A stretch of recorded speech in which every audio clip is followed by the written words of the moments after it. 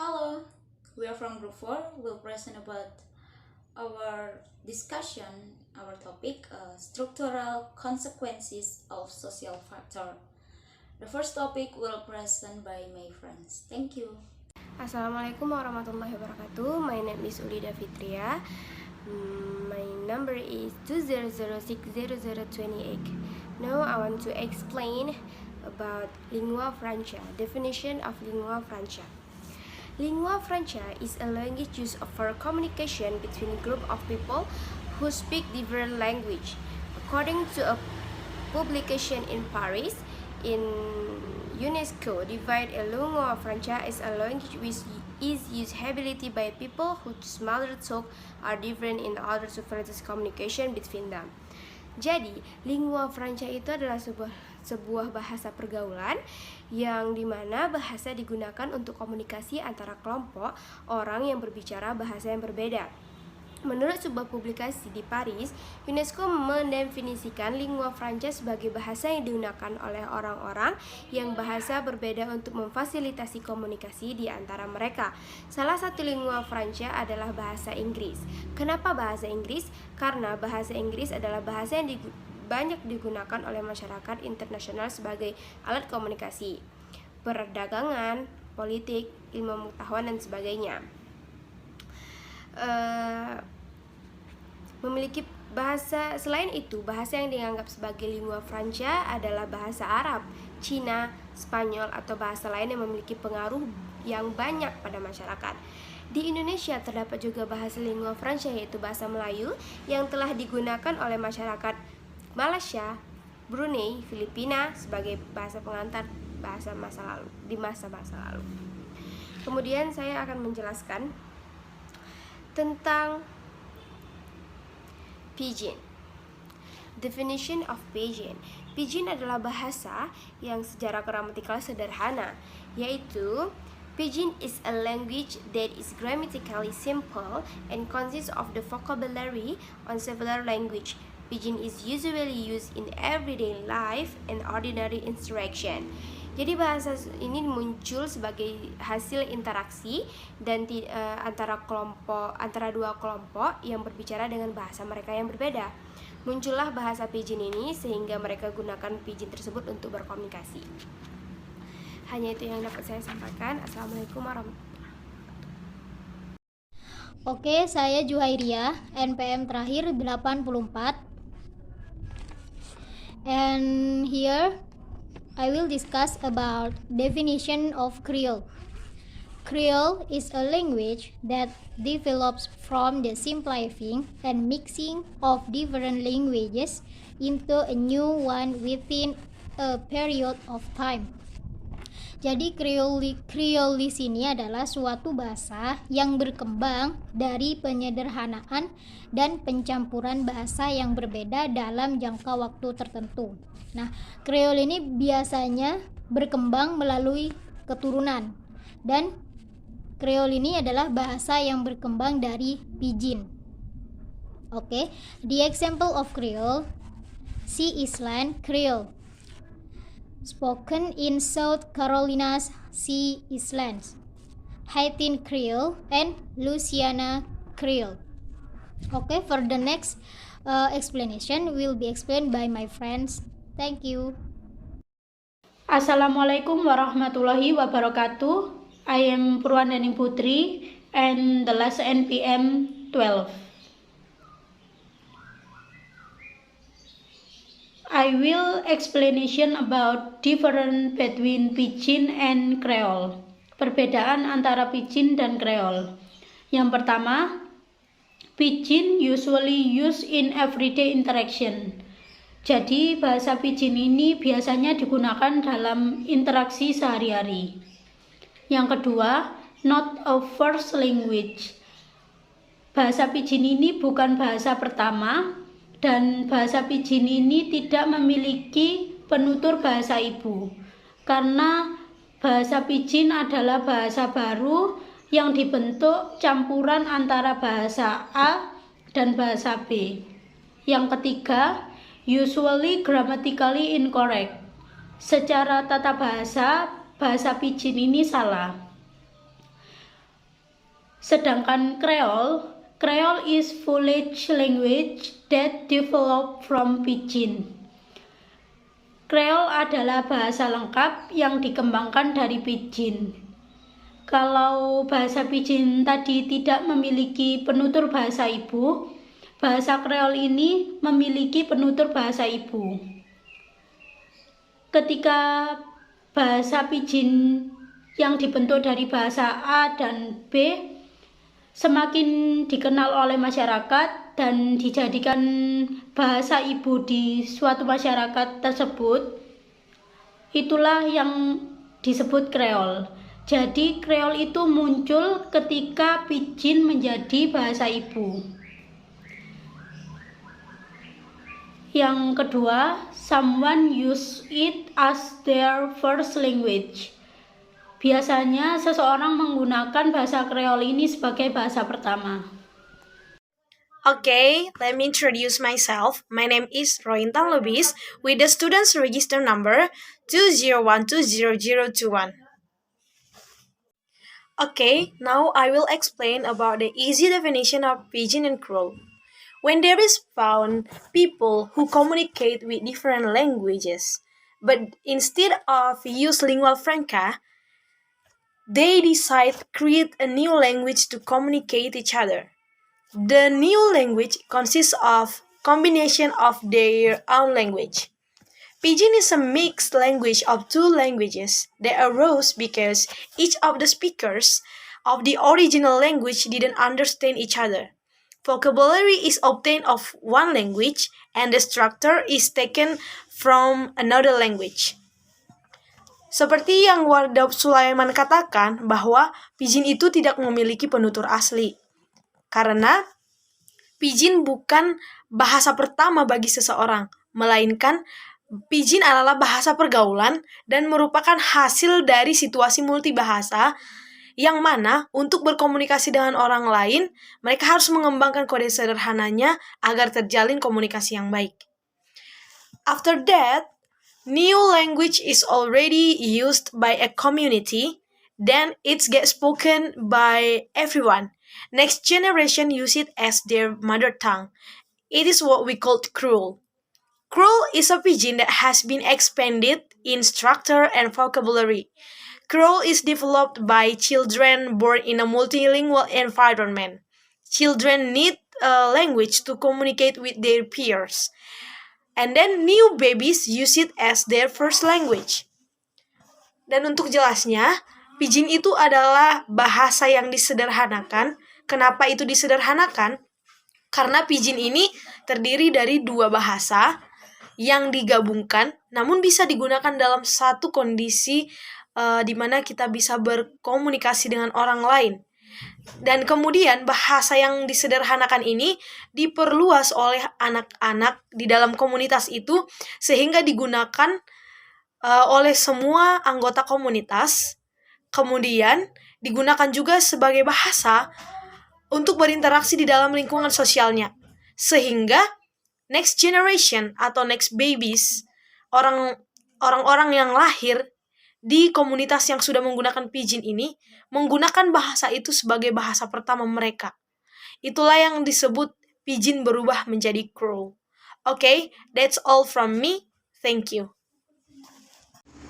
My name is Rana Ramawati. My last NPM is 02. Pidgin and Creole formation.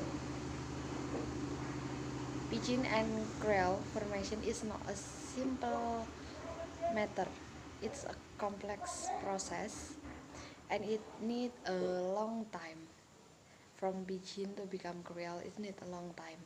If there are no Pidgin speaker, it cannot become Creole and it will lost. Itu akan menghilang seiring berjalannya waktu.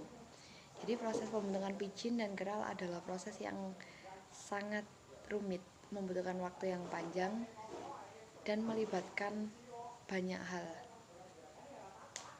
Pidgin biasanya usually have a simple language structure, simple morphology, phonology, and tolerant in pronunciation. But when it already become Creole, it's usually a complete language, has morphology, has phonology, and has a regulation in pronunciation, in syntax. That's in Pidgin and Creole formation. Okay, here, before I start to present about my topic, let me introduce myself. My name is Agnes Rentor, class NPM14 from English Department 2019, Class A. Here, I will explain about 2 slides. For the first slide is Pidgin and Creole around the world, and the last one is language characteristic. So, for the first slide, Pidgin and Creole around the world, according to Hancock, 1977, this is the list of Pidgin and Creole around the world. Jadi ini adalah list dari penggunaan bahasa Pidgin yang digunakan di seluruh dunia. Kemudian bahasa Pidgin dan Creole di seluruh dunia. Nah, listnya sendiri sudah kami kirimkan ke grup WhatsApp Sosiolinguistik berupa tabel. Di situ ada English, French, Portuguese, Spanish, Dutch, Italian, and German. Namun for example di sini itu merupakan penggunaan bahasa Pidgin, bahasa Creole yang ada di kota-kota di negara-negara tersebut. Dan ketika saya cari di internet, ternyata yang keluar sama saja list dan penggunaan bahasa Creole di kota di wilayah negara tersebut. Namun untuk kalimat, untuk contoh kalimat, untuk contoh bahasa Creole-nya sendiri itu tidak ada di dalam list ini. Dan ketika saya cari, saya menemukan buku dari bahasa Creole namun dijual and it's expensive, so tidak saya beli. Dan ketika saya cari lagi, saya hanya mendapat 2 contoh kalimat bahasa Creole dari German Creole and Italian Creole. Dan di sini saya akan menjelaskan contoh tersebut. For the first one is German Creole. Di sini ada Umdreh Urhol Ihdiak sebagai bahasa Jerman asli. Jadi Umdreh Urhol Ihdiak itu bahasa Jerman asli yang artinya aku akan menjemputmu jam 3. Nah, ketika bahasa ini dikreolkan menjadi Drei Uhr I come auf Pikendu. Nah, bahasa kalimat Drei Uhr I come auf Pikendu ini merupakan bahasa Creole yang dimana Creole-nya itu antara 2 negara. Yang pertama antara 2 negara yaitu bahasa Jerman dan bahasa Inggris digabungkan menjadi kalimat ini, kalimat Drei Uhr I come auf Pikendu. Nah, I come and auf Piken itu bahasa Creole-nya dari Jerman dan Inggris. Nah, yang kedua ada Italian Creole. Di sini ada kalimat, contoh kalimatnya itu you touch this, you touch that. Nah, itu dikreolkan dari bahasa Italian and English. Jadi kalau bahasa Inggris you touch itu kan cuma T-O-U-C-H touch. Nah, pelafalannya kan sama penulisan beda. Nah, tapi kalau di bahasa Italian itu ditambah huruf A di belakang huruf H-nya. Jadi you touch. Nah, untuk this sendiri, this itu kan kalau di Inggris kan T-H-I-S. This. Tapi kalau di bahasa Italia itu bahasa Creole yang merupakan sudah campuran dari Inggris dan Italia, itu this-nya itu cuma this biasa, D-I-S, this. Untuk that juga sama. Kalau di Inggris kan T-H-A-T. Tapi kalau di bahasa Creole bahasa Italian Creole ini D-I-S, D-A-T. Jadi that biasa, penggunanya tuh biasa aja kayak that aja. Nah, selanjutnya for the next, itu saja contoh yang kami berikan terkait dengan Pidgin and Creole around the world hanya 2 contoh yang kami berikan, dan untuk listnya sendiri bisa dilihat di grup WhatsApp Sosiolinguistik. And we move to the last one is language characteristics. So here we use Tok Pisin from Papua New Guinea as an example because Creole is a well-organized linguistic system. We cannot speak Tok Pisin by just simplifying English arbitrarily. So Tok Pisin sendiri itu, di sini kami menggunakan contoh Tok Pisin sebagai language karakteristik dari Creole and Pidgin. Karena untuk Tok Pisin sendiri ini merupakan bahasa yang sudah dikreolkan di Papua New Guinea. Tok Pisin itu berasal dari bahasa Inggris yang sudah dikreolkan. Talk itu berasal dari kata talk, and Pisin berasal dari kata pidgin. Jadi untuk Tok Pisin artinya berbicara pidgin. Nah, pidgin sendiri sudah dijelaskan oleh teman saya sebelumnya. Di sini saya akan menjelaskan Tok Pisin saja. Nah, Tok Pisin ini merupakan 3 dari 850 bahasa yang ada di Papua New Guinea. Nah,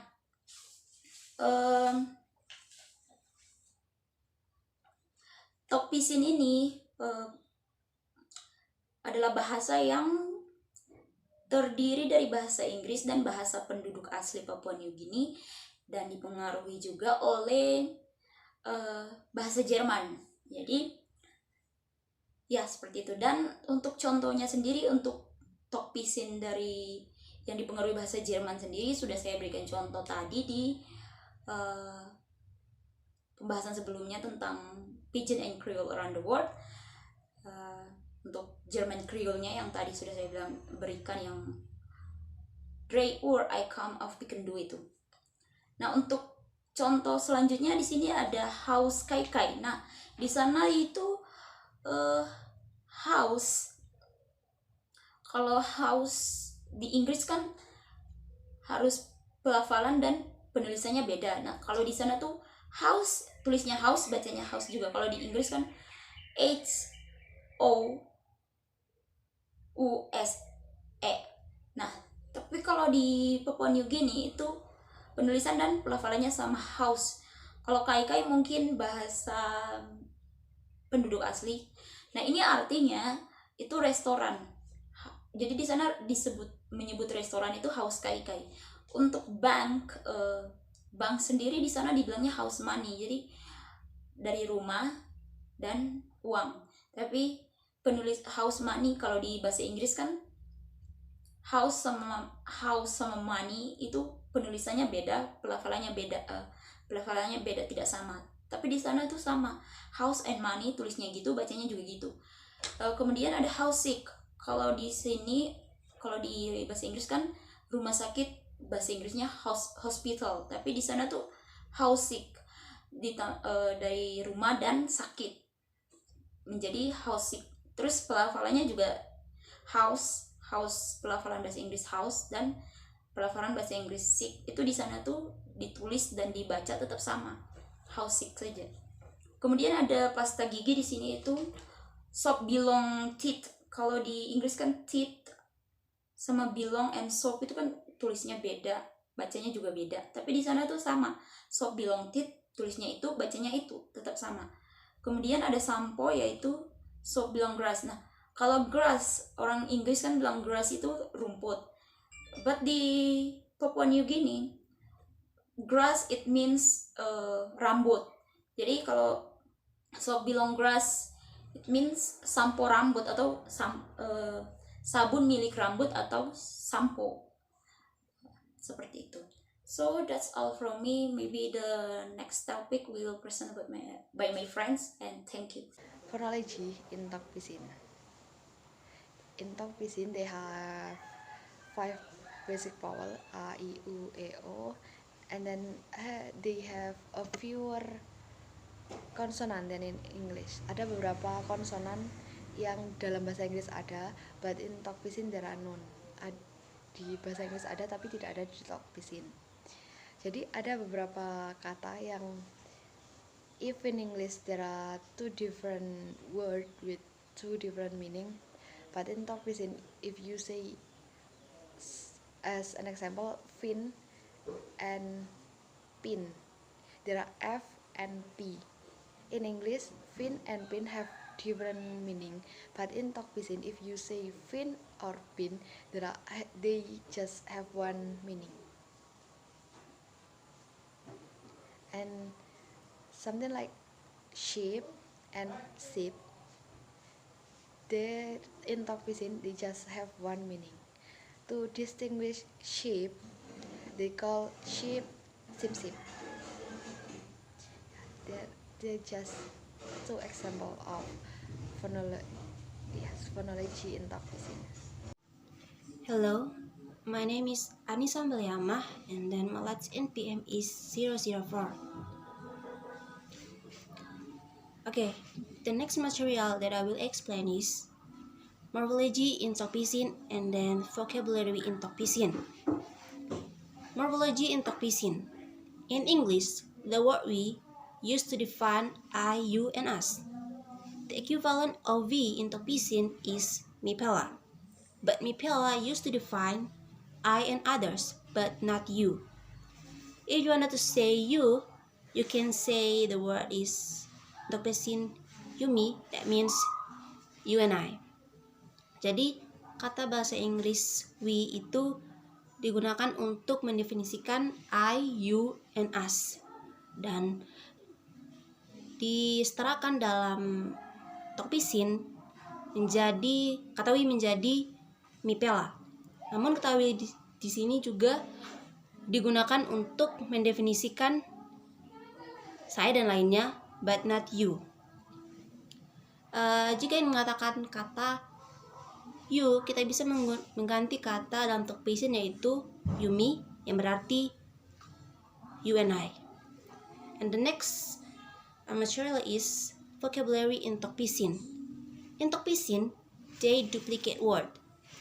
Duplicate word means here is pengulangan kata. Tujuan dilakukan pengulangan kata yaitu adalah untuk bisa membedakan maknanya. Untuk contohnya itu yang pertama ada kata talk dalam bahasa Inggris. Dan dalam Tok Pisin itu ada kata talk, T-O-K, dan diduplicate menjadi tok-tok yang berarti cheddar dalam bahasa Inggris. Atau dalam bahasa Indonesia itu artinya mengobrol.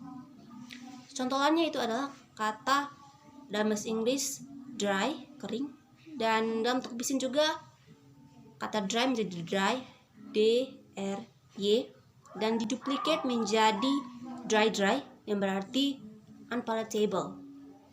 And the last example is the word look in English, dan dalam Tok Pisin juga ada kata look, L-O-O-K, dan diduplicate menjadi look yang berarti stare.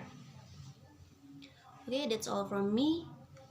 The next material is my friend will explain. Thank you.